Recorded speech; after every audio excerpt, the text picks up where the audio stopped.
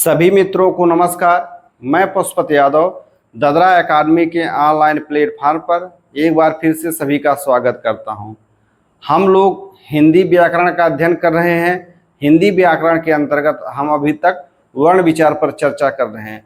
वर्ण विचार में हमने हिंदी वर्णमाला के विषय में अध्ययन किया है। वर्णमाला में हम लोग स्वर के विषय में, व्यंजन के विषय में और अयोगवाह के विषय में तथा उनके विभिन्न प्रकार से वर्गीकरण के विषय में, उनके उच्चारण स्थान के विषय में हम लोग चर्चा कर चुके हैं।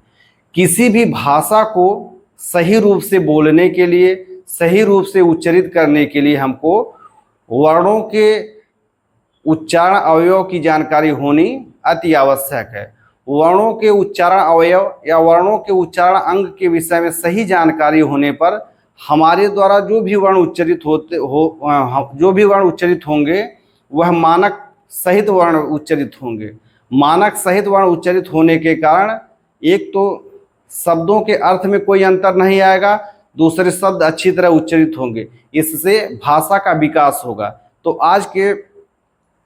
आज के वीडियो में हम लोग एक नए टॉपिक वर्णों के उच्चारण अवयव के विषय में अध्ययन करेंगे। तो आइए वर्णों के उच्चारण अवयव या वर्णों के उच्चारण अंग के विषय में हम लोग चर्चा करते हैं। तो आज का हमारा टॉपिक है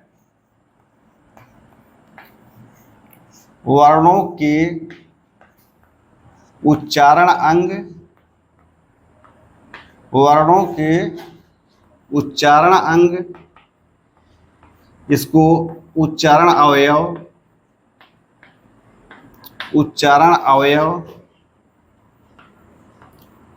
उच्चारण अवयव या इसे वागेंद्री भी कहा जाता है।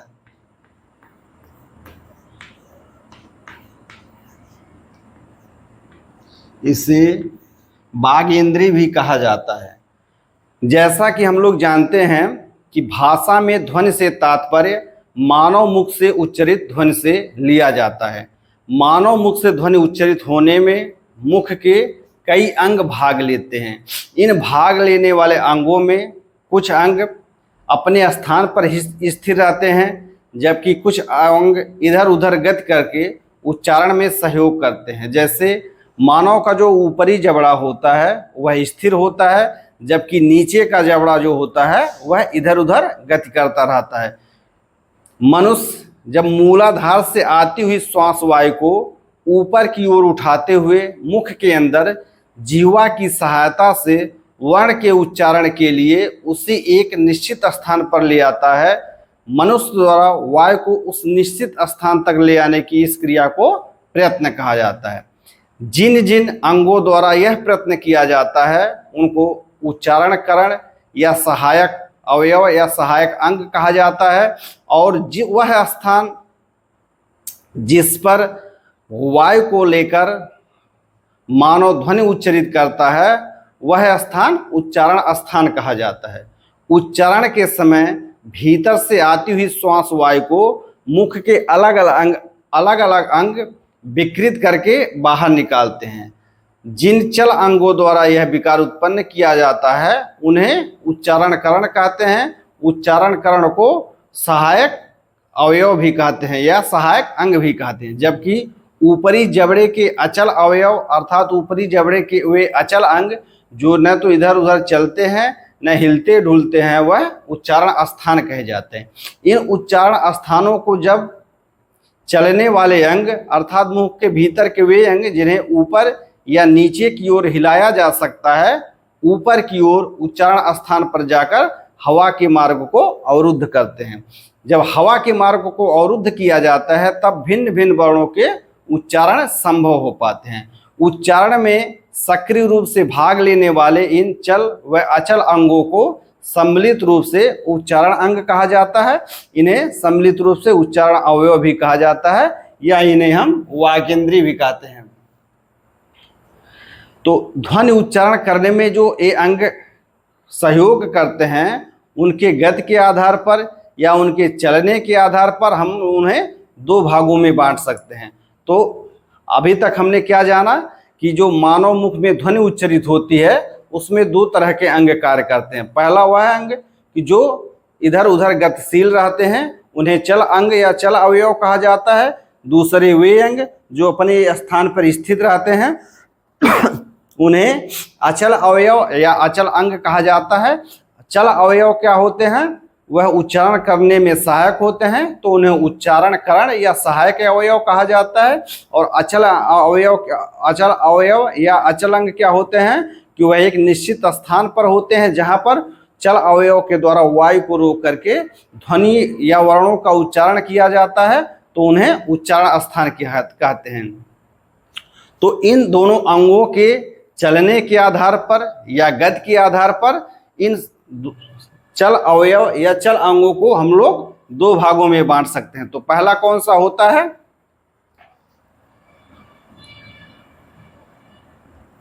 उच्चारण अवयव। उच्चारण अवयव या उच्चारण अंग को हम लोग उच्चारण अंग, इसको उच्चारण अवयव कहते हैं। उच्चारण अवयव, इन्हें हम दो भागों में बांट सकते हैं। पहला भाग है चल अंग या चल अवयव। चल अंग या चल अवयव। दूसरा है अचल अंग, अचल अंग या अचल अवयव। अचल अवयव उच्चारण प्रक्रिया में भाग लेने वाले उच्चारण अवयव या उच्चारण अंग को हम लोग उनकी गति के आधार पर, चलन के आधार पर दो भागों में बांट सकते हैं। पहला होता है चल अवयव या चल अंग या चल अवयव। दूसरा होता है अचल अंग या अचल अवयव। चल अवयव को हम लोग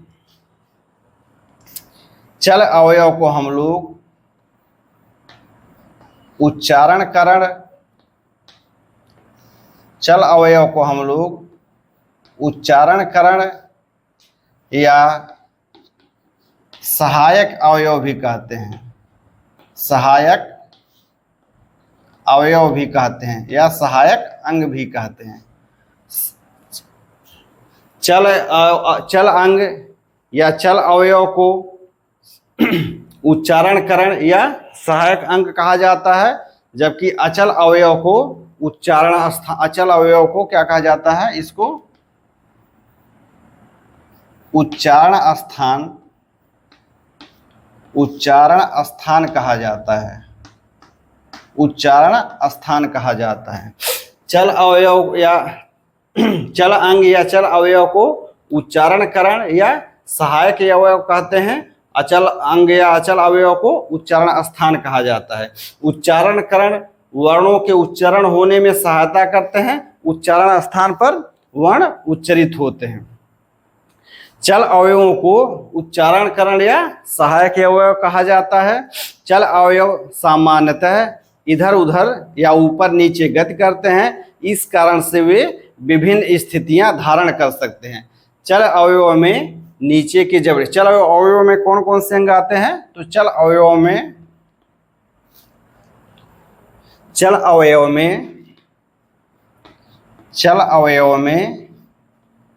नीचे के जबड़े, चल अवयव में नीचे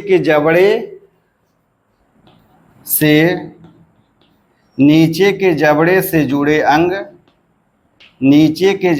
जुड़े अंग आते हैं। चल अवयव में कौन कौन से आते हैं? नीचे के जबड़े से जुड़े अंग आते हैं, जबकि अचल अवयव में जिसे उच्चारण स्थान कहा जाता है उसमें होता है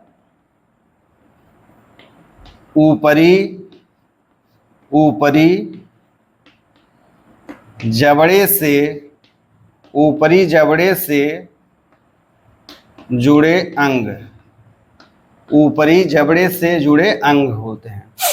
इतनी बात समझ में आ गई? चल अवयव या चल अंग को उच्चारण करण या सहायक अवयव कहा जाता है। अचल अवयव या अचल अंग को उच्चारण स्थान कहा जाता है। अब चल अवयव या उच्चारण करण में कौन कौन से अंग आते हैं, तो नीचे के जबड़े से जुड़े हुए अंग आते हैं। जबकि उच्चारण स्थान में कौन कौन से आते हैं, तो ऊपरी जबड़े से जुड़े अंग आते हैं। अब नीचे के जबड़े से जुड़े अंग कौन कौन से हैं,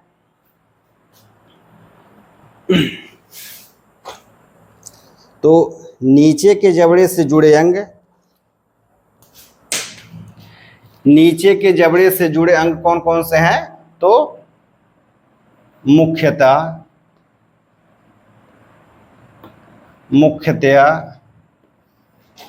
4 अंग हैं। मुख्यतः 4 अंग हैं। कौन कौन से हैं, पहला है ओष्ठ, पहला है ओष्ठ, इसको आप लोग लिख लीजिए नीचे का, ओष्ठ नीचे का। दूसरा है, पहला है ओष्ठ नीचे का, दूसरा है जिह्वा, दूसरा है जिह्वा जिसे जीभ भी कहा जाता है। तीसरा चल अवयव है, तीसरा चल अवयव है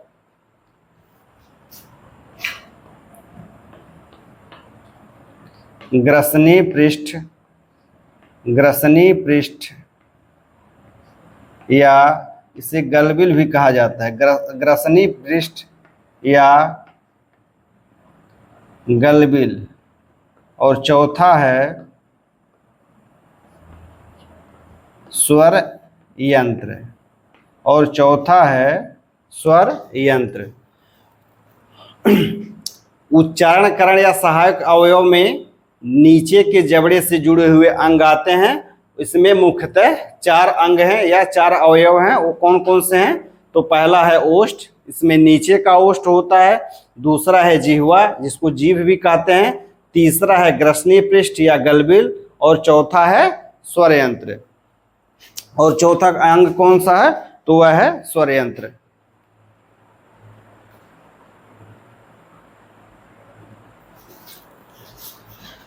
अब अचल अवयव में उच्चारण स्थान आता है, और उच्चारण स्थान कहाँ पर होते हैं, तो हमारे मुख के ऊपरी जबड़े से जुड़े हुए अंग होते हैं। ऊपरी जबड़े से जुड़े हुए अंग होते हैं, उसमें कौन कौन से हैं, तो इसमें ऊपरी जबड़े से जुड़े अंग होते हैं।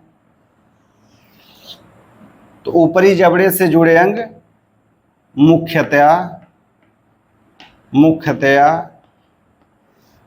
8 अंग होते हैं। मुख्यतया 8 अंग होते हैं। मुख्यतया 8 अंग होते हैं। इसमें पहला कौन सा है, इसमें पहला है ओष्ठ, इसमें पहला है ओष्ठ। कोष्ठक में इसको लिख देंगे ऊपर का या ऊपरी। पहला है ओष्ठ, पहला है ओष्ठ, इसको लिख देंगे ऊपर का ओष्ठ। दूसरा है दंत, दूसरा है दंत, दूसरा क्या है, दंत। तीसरा है वर्ष, वर्ष इसे मसूढ़ा भी कहते हैं। तीसरा है वर्ष या मसूढ़ा। चौथा है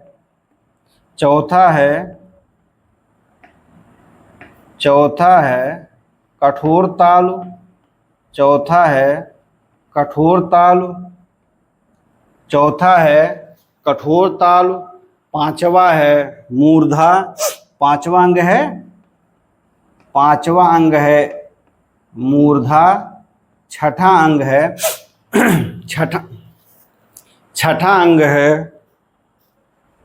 छठा अंग है कोमल तालु। छठा अंग है कोमल तालु। छठा अंग है कोमल तालु। सातवां अंग है, सातवां अंग है, सातवां अंग है नासिका विवर। सातवां अंग है नासिका विवर। और आठवां अंग है अलजिह्वा। अलजिह्वा, जिसे सामान्य बोलचाल की भाषा में कौवा भी कहा जाता है। तो हम लोग हिंदी वर्णमाला में आज वर्णों के उच्चारण अवयव, उच्चारण अंग या वागेंद्री के विषय में देख रहे हैं। तो इसमें दो प्रकार के अवयव होते हैं। पहला होता है चल अवयव और दूसरा होता है अचल अवयव। चल अवयव को उच्चारण करण या सहायक अवयव कहा जाता है, अचल अवयव को उच्चारण स्थान कहा जाता है। तो चल अवयव में नीचे के जबड़े से जुड़े अंग होते हैं, जबकि अचल अवयव में ऊपरी जबड़े से जुड़े अंग होते हैं।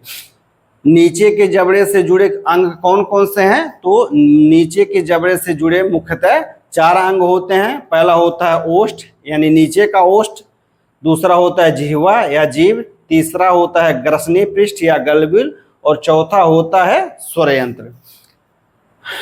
ऊपरी जबड़े से जुड़े अंग कौन कौन से हुए? तो ये मुख्यतया 8 अंग होते हैं। पहला होता है ओष्ठ यानी ऊपर का ओष्ठ, दूसरा होता है दंत या इसको हम लोग दांत भी कहते, दंत या दांत। फिर तीसरा होता है वर्ष या मसूढ़ा, चौथा होता है कठोर तालु, पांचवा होता है मूर्धा, छठवां होता है कोमल तालु, सातवां होता है नासिका विवर और आठवां होता है अलजिह्वा या कौवा।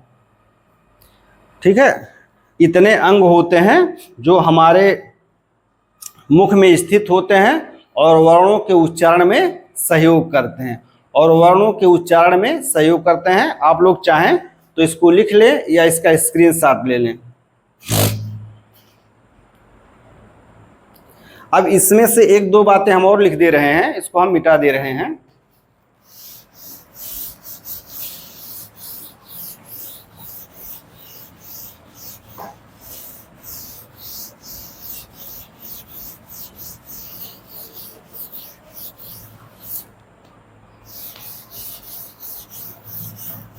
हम लोग वर्णों के उच्चारण अवयव या उच्चारण अंग के विषय में पढ़ रहे हैं, जिसमें हमने चल अवयव और अचल अवयव के विषय में पढ़ा।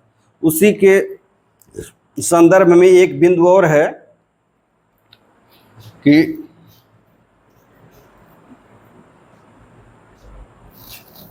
इसमें एक बिंदु और है कि अलजिह्वा,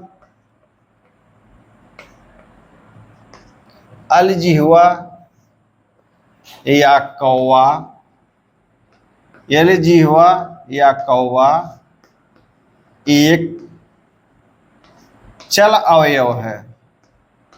अलजिह्वा या कौवा एक, अलजिह्वा या कौवा एक चल अवयव है। अलजिह्वा या कौवा एक चल अवयव है, किंतु मुख विवर में किंतु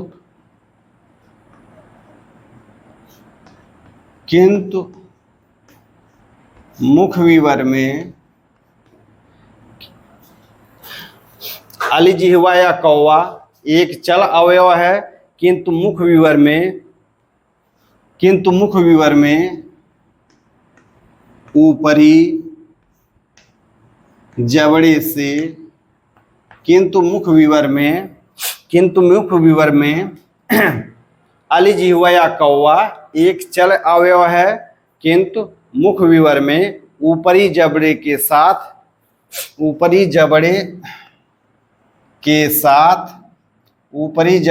साथ जुड़ा होने के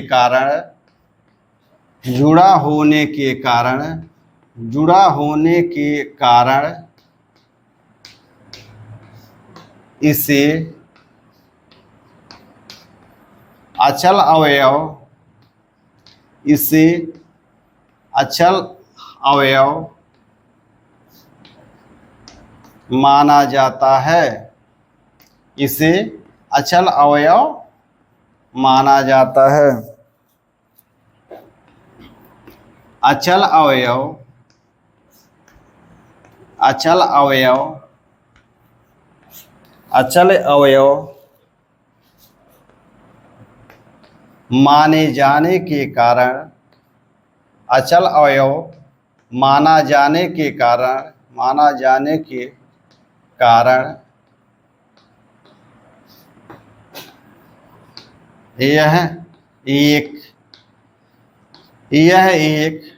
उच्चारण स्थान है, यह एक उच्चारण स्थान है, यह एक उच्चारण स्थान है। तो क्या है इसमें कि अल जिह्वा या कौवा एक चल अवयव है, किंतु मुख विवर में ऊपरी जबड़े के साथ जुड़ा होने के कारण इसे अचल अवयव माना जाता है। अचल अवयव माना जाने के कारण यह एक उच्चारण स्थान है, यह एक उच्चारण स्थान है। दूसरा है मानव मुख अवयव, मानव मुख के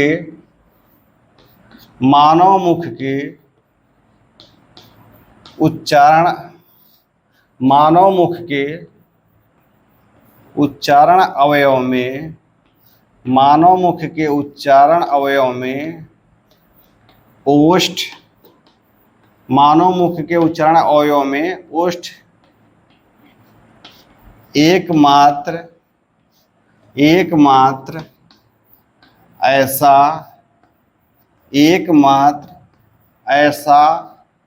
अवयव है, एकमात्र ऐसा अवयव है जो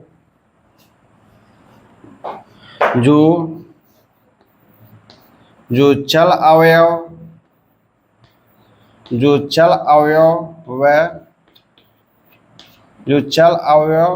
व अचल अवयव, जो चल अवयव व अचल अवयव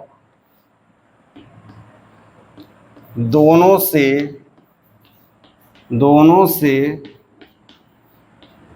संबंधित है,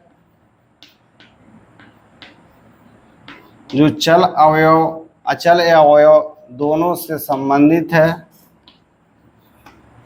इस कारण से ओष्ठ, इस कारण से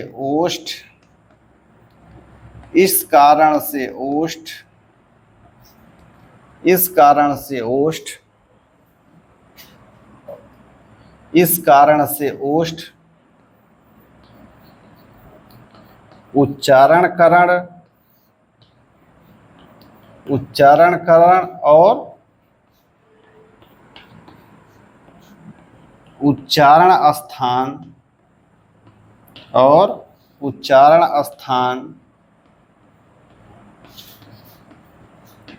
दोनों का कार्य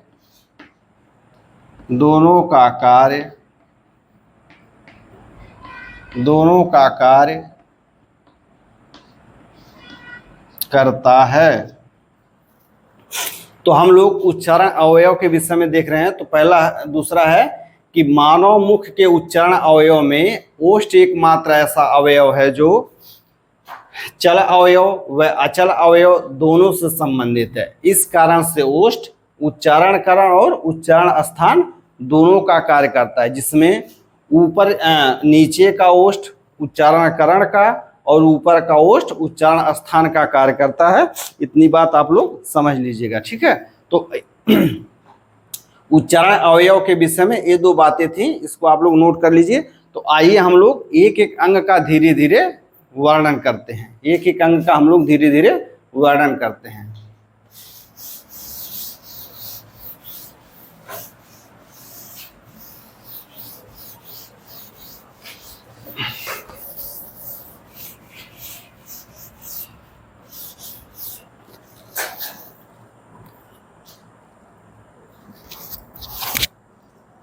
उच्चारण अवयव में हमारा जो प्रथम अंग है, उच्चारण अवयव में जो हमारा प्रथम अंग है वह है ओष्ठ, वह है ओष्ठ, वह है ओष्ठ। तो आइए हम लोग ओष्ठ के विषय में चर्चा करते हैं। मानव मुख में ऊपर व नीचे, मानव मुख में ऊपर व नीचे दो ओष्ठ फलक होते हैं।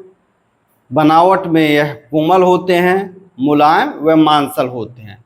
ध्वनि उच्चारण में सर्वाधिक योगदान ओष्ठ का ही होता है। प्रयोग की दृष्टि से ओष्ठ उच्चारण स्थान और उच्चारण करण दोनों का कार्य करता है। ऊपर का ओष्ठ फलक उच्चारण स्थान का कार्य करता है, जबकि नीचे का ओष्ठ फलक उच्चारण करण का कार्य करता है। ध्वनियों के उच्चारण में दोनों ओष्ठ फलकों का भिन्न भिन्न योगदान रहता है, और यह योगदान किन किन वर्णों में किस प्रकार से होता है, आइए इसकी चर्चा करते हैं। तो हम लोग प्रथम देख लेते हैं। इसमें पहला जो देख लेते हैं, पहले लिख लें थोड़ा सा, ओष्ठ उच्चारण करण, ओष्ठ उच्चारण करण व उच्चारण स्थान, ओष्ठ उच्चारण करण व उच्चारण स्थान दोनों का कार्य करता है, दोनों का कार्य, दोनों का कार्य करता है। ओष्ठ उच्चारण स्थान और उच्चारण करण दोनों का कार्य करता है।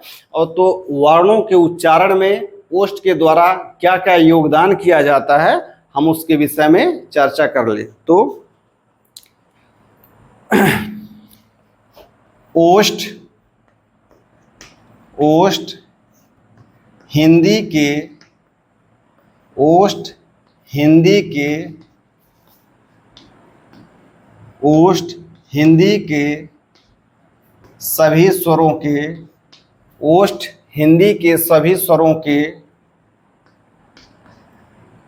सभी स्वरों के उच्चारण में, ओष्ठ हिंदी के सभी स्वरों के उच्चारण में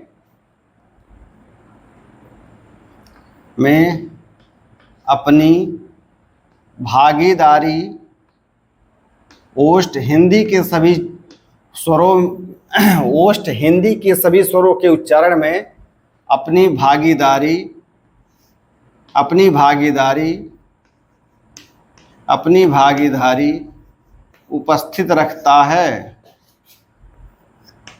या सभी स्वरों के उच्चारण में अपना कार्य करता है। ओष्ठ हिंदी के सभी स्वरों के उच्चारण में अपनी भागीदारी उपस्थित रखता है, या सभी स्वरों के उच्चारण में ओष्ठ की भूमिका होती है। सभी स्वरों के उच्चारण में ओष्ठ की भूमिका होती है। सभी स्वरों के उच्चारण में क्या होता है, ओष्ठ का भूमिका होता है। और इसमें हमने लिखा है हिंदी के सभी स्वरों में, तो री को छोड़ करके, ठीक है। इसमें स्वर दीर्घ ई, स्वर दीर्घ ई, ए, स्वर दीर्घ ई, ए,